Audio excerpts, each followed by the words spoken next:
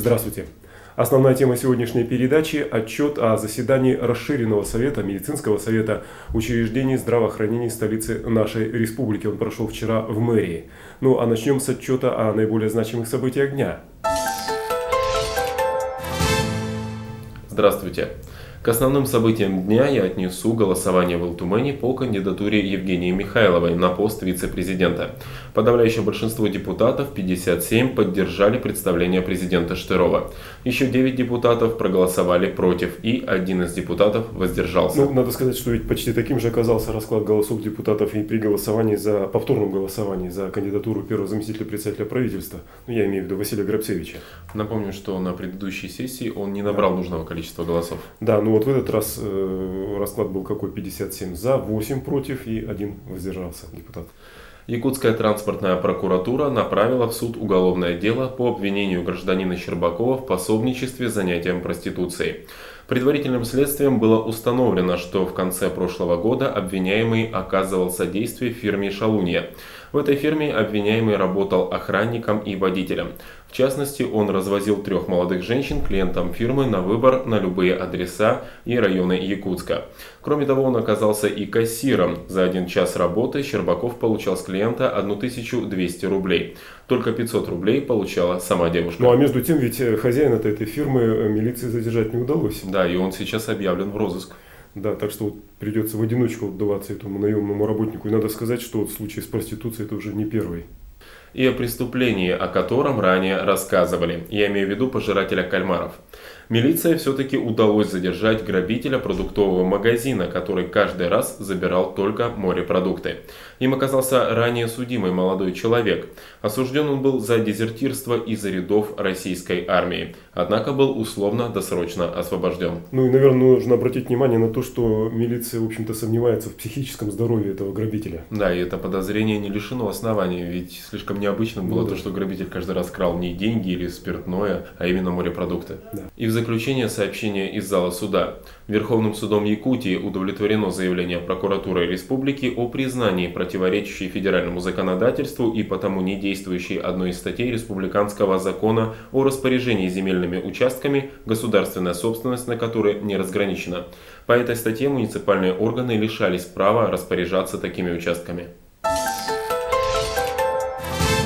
Накануне в мэрии на расширенном медицинском совете были рассмотрены результаты работы муниципальных учреждений здравоохранения и ход реализации национального проекта в этой же сфере.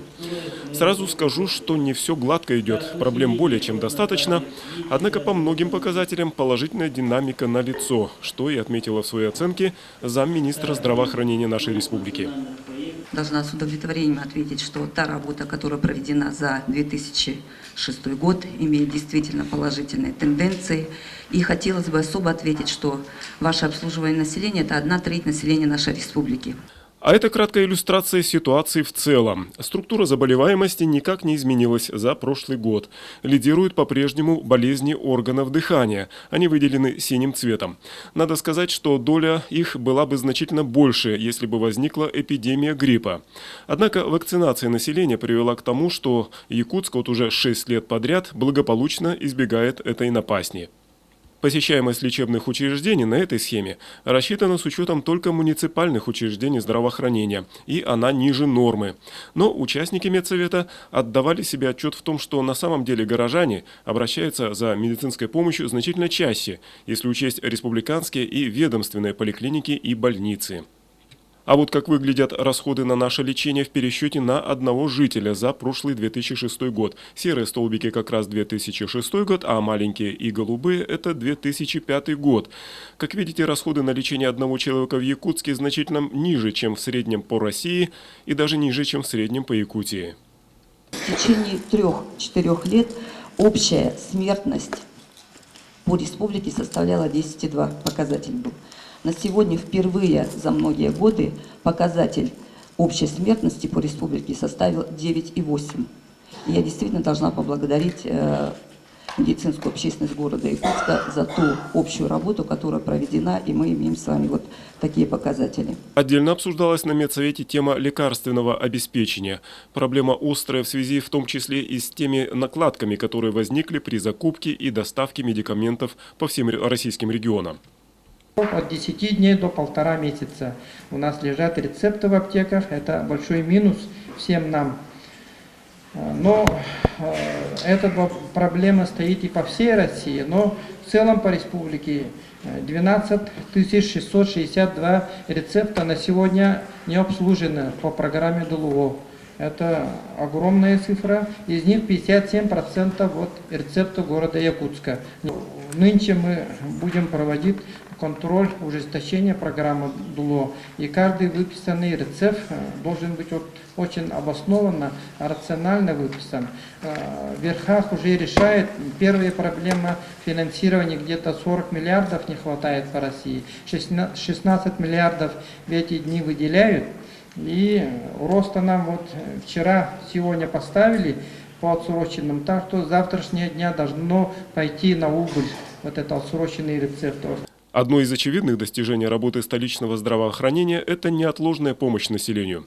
В последние 2 года, говорилось на совещании, станция скорой помощи стала более оснащенной и мобильной. Очень хорошо организована работа скорой медицинской помощи. Открыт учебный центр при скорой помощи. И сегодня вот та сердечно-легочная реанимация, те школы сердечно-легочной реанимации, которые проводятся на этой базе, они имеют действительно довольно хороший положительный такой опыт, и мы бы хотели, чтобы этот опыт был распространен и на скорую помощь, которая оказывается в центральных районных больницах. Хотелось бы отметить и поддержать вашу политику в развитии Института врачей общей практики. Та практика врачей общей практики, которая вот существует у вас, она стоит на уровне не только как бы Российской Федерации, но идет даже и впереди, потому что приезжали эксперты, которые занимаются развитием вот, врачей на общей практической такой деятельности, и они отметили, что да, в городе Якутске эта работа ведется, и особо отметили еще работу медицинского института, который готовит кадры по этим специальностям. То есть, ну и должна отметить, что город Якутск в этом плане лидирует. Хотелось бы только немного как бы вот пожелания. Это то предложение, по которому работает, в принципе, вот в комплексе в жилых домах, когда имеется офис врача общей практики. Это европейская структура, и по этой структуре работают многие страны. И как резюме на совещании приводились данные опроса горожан. 86% из них положительно оценили медицинскую помощь. 42% горожан считают медицинскую помощь доступной по всем статьям, имея в виду как досягаемость, так и финансовую доступность. Почти 46% опрошенных оценили медицинскую помощь как эффективную, а 52% назвали ее своевременной. И вот, пожалуйста, обратите внимание на 2 столбика в правом нижнем углу. Фиолетовые – это 57% горожан поставили минус городскому здравоохранению за гигантские очереди, а 15% за грубость персонала. Но то, что касается грубости медицинского персонала, то лет 5 назад она была, наверное, раза в 4 выше, чем сейчас.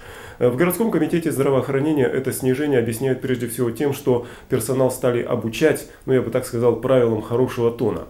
Но вот как показывает практика, часть медицинских работников все-таки вот эти правила хорошего тона приберегают, видимо, для общения с другими людьми, но никак не со своими пациентами. Она сразу говорит, что вы хотите, за 20 лет ваша поджелудочная выработала свой ресурс, да она чуть ли не стала пластмассовая. В общем, дали понять, как в том анекдоте, может реанимация, нет, доктор сказал морг. В общем, как словом лечат, так словом и калечат. От этого, значит, мне еще хуже. О каком лечении может идти речь, когда, стукнули, натуральным образом стукнули и сказали все, и, знаешь, в Магане прогулы ставят, в общем, давай, собирайся, подруга, туда. Итак, этики. Вернее сказать, полном отсутствии ее участия медицинских работников и, напротив, уважительном отношении персонала к проблемам своих больных пациентов мы поговорим на примере вот этой потерпевшей более подробно завтра. На сегодня все. До свидания.